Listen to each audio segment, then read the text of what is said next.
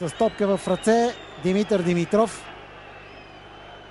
дава сигнали към своите помощници. Те също показват, че са абсолютно готови 62-я финал за Купата на България да започне. Това е първият съдийски сигнал. Сините и червените в своите традиционни клубни екипи за 15-ти път един срещу друг в финал за Купата на България.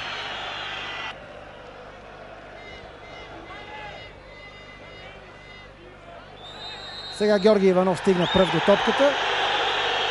Отново негово нарушение. Димитър Димитров посочва препречване на Георги Иванов. Георги Велинов спомена в студиото, в коментара преди срещата, че вероятно най-правилният начин за ЦСК да противопостои на сините в тази среща е игра от защита. Сега да проследим една комбинация. Няма засада. Гай покриваше засадата и невероятен пропуск от малкото поле, от вратарското поле. Видяхте, Симонович от 4 метра не успя да оцели вратата. Ето пробива на Бисер Иванов. Пусна топката успоредно, но Симонович като че ли нямаше много добър баланс в този момент. И в тази 7-ма минута отбелязваме първото чисто голово положение пред една от двете врати. Продължават сините да атакуват и сега нарушение срещу Головской с жълт картон. Бива наказан футболист на ЦСК. Пантелич ще изпълни този пряк свободен удар. Предполагам, че от този малък ъгъл ще има центриране. Стабилна намеса и ъглов удар. Контратака на сините. Ангелов навлиза вече в наказателното поле. Какво ще избере? Може би най-неправилното индивидуално действие с опит за завършващ удар. Беше пресечена тази атака. Бисер Иванов получава добра топка. Комбинира с Пантелич. Пантелич намира Георги Иванов. Георги Иванов. Добра атака. Изстрелът на Георги Иванов изпрати топката в външната част на мрежата на вратата на ЦСК.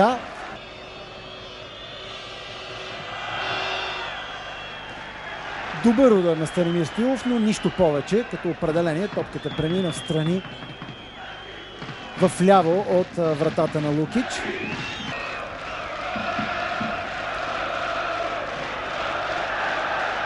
Центриране. Лоша намеса на Георги Иванов и 1-0 за ЦСК. Груба грешка на Георги Петков. Абсолютно и излишно вратаря на сините спори с Димитър Димитров. 1-0 за ЦСК в 31-та минута.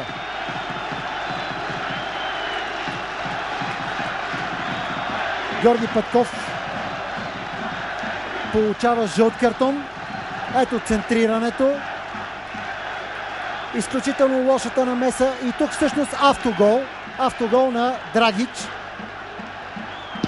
Още веднъж повторението. Лошо отиграване на топката и от крака на Драгич 1-0 за ЦСК. Ето, че армейците поведоха в 62-я финал за Купата. Гол беше неочакван, доколкото центрирането не предвещаваше никаква опасност, но за сметка на това за пореден път се видя колко важен е вратарския пост. Сега нова атака на ЦСК. Рикард, меко центриране. Топката избита с глава, но продължава да бъде във владението на ЦСК. Хубав удар на Светослав Петров от близо 30 метра. Ъглов удар пред вратата на ЦСК. Головской изпълнява отдясно на противниковата врата. Сега изключително груба грешка на цялата защита на ЦСК, която остави непокрит Бисер Иванов, но удара с глава на четворката изпрати топката над напречната града. Ето ситуацията, при която Бисер Иванов беше оставен непокрит. Сега много добър шпагат на Петров и нова атака за ЦСК. Манчев преодолява Топозаков, устремява се към наказателното поле. Търси Рикард. Какво ще направи колумбиеца? Добър удар. Фалцов насочен към далечния ъгъл, но този път вратаря на сините внимаваше. Ето една много добра атака на ЦСКА. Една от последните възможности за състава на ЦСКА премина в ляво и отново топката беше в Манчев, след което Враня ще опита центриране, което завършва в наказателното поле. Последен съдийски сигнал на Димитър Димитров за това първо полувреме. ЦСКА води в 62-я финал за купата срещу Левски с 1-0 с автогол на Драгич в 31-та минута. Успява за сега да се справи с устрема на Владимир Манчев.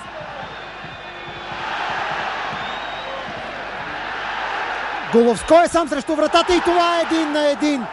Във втората минута на второто полувреме Левски изравнява отново след грешка на Ибрахим Агай.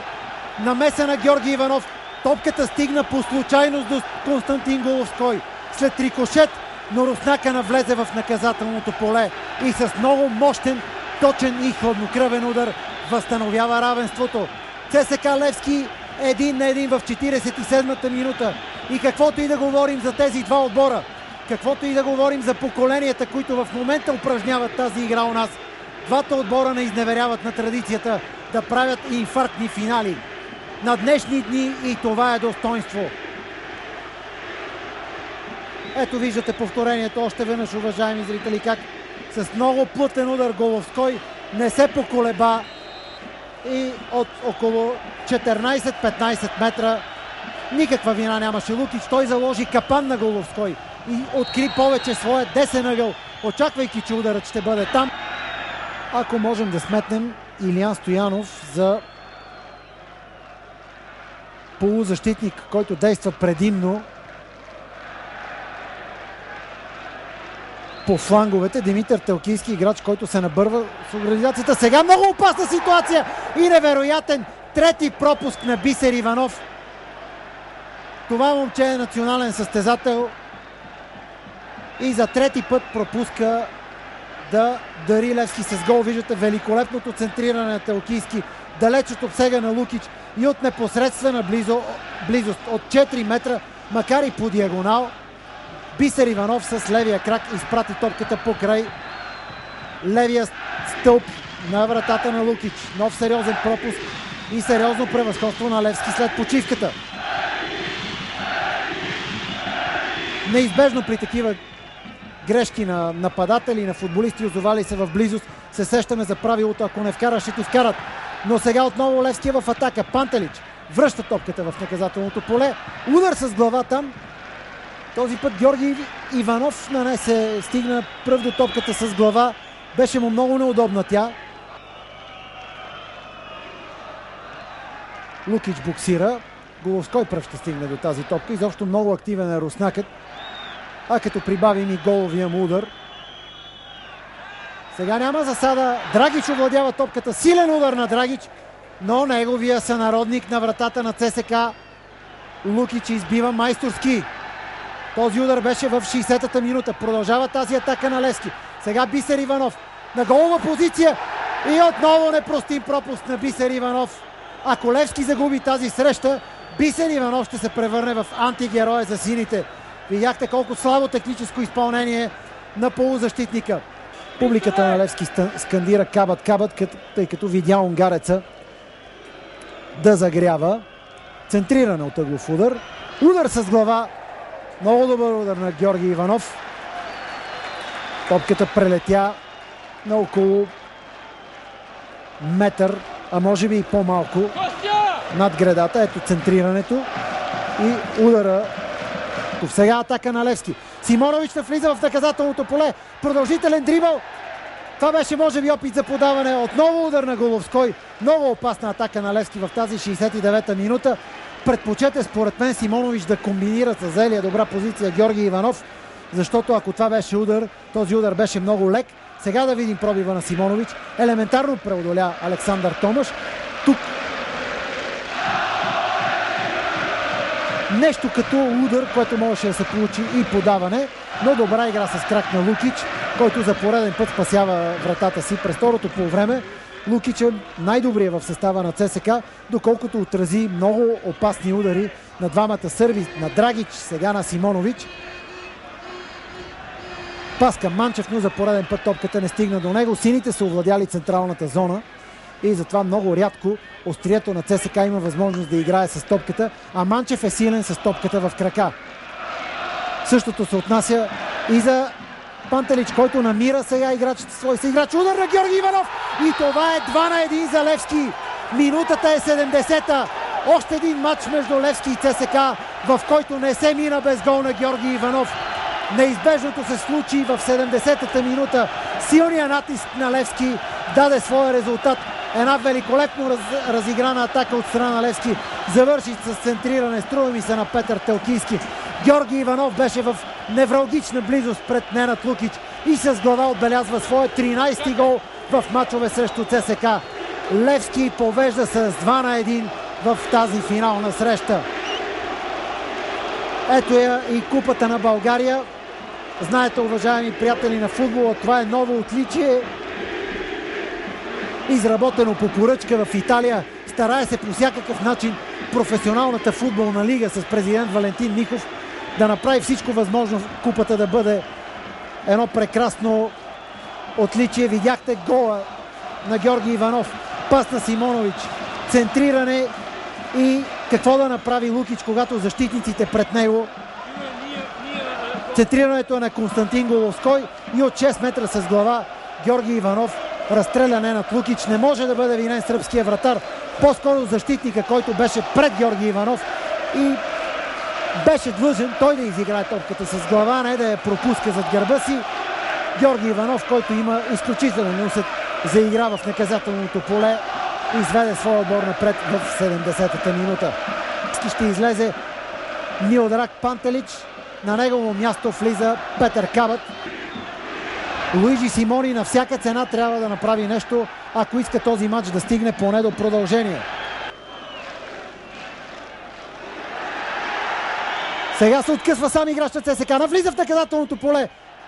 Много слабо изпълнение. Имаше възможност за нещо повече Владимир Манчев, като че ли този продължителен дрибъл измори острието на ЦСКА. Мигновена комбинация между Георги Иванов и Симонович. Да видим сърбина. Естествено, че ще предпочете да задържи топката. Георги Иванов тръгва в дрибъл фронтално. Успява да преодолее един играч, втори, трети, но съвсем естествено, че ще му бъде избита топката. Димитър Димитров преценява, че е извършено нарушение от страна на Йордан Варбанов. Знаем, че Георги Марков разполага с доста силен удар, но той се отдалечи от топката. Петър Кабат пък разполага с силен, но и техничен удар.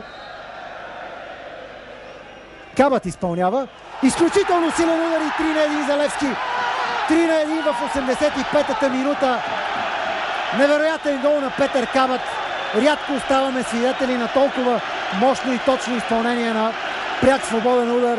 3-1.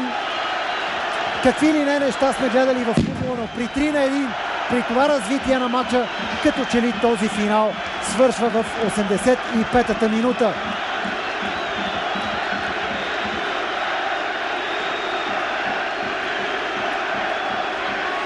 Триково изпълнение.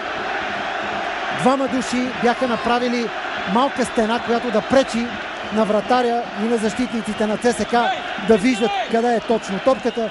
В последния момент тази стеничка от двама души се отвори с много остър удар. Кабат изпрати топката в левия ъгъл. Тя тупна на около метър пред гол линията. Удари се неспасяемо за Ненад Лукич отново. Никаква вина на сърбина. Той нямаше какво да направи. Плонжира Ненад Лукич, но топката беше отправена в най-незащитената част на вратата, там където нито стена, нито вратар можеха да я отразят. И така Левски повежда с 3-1.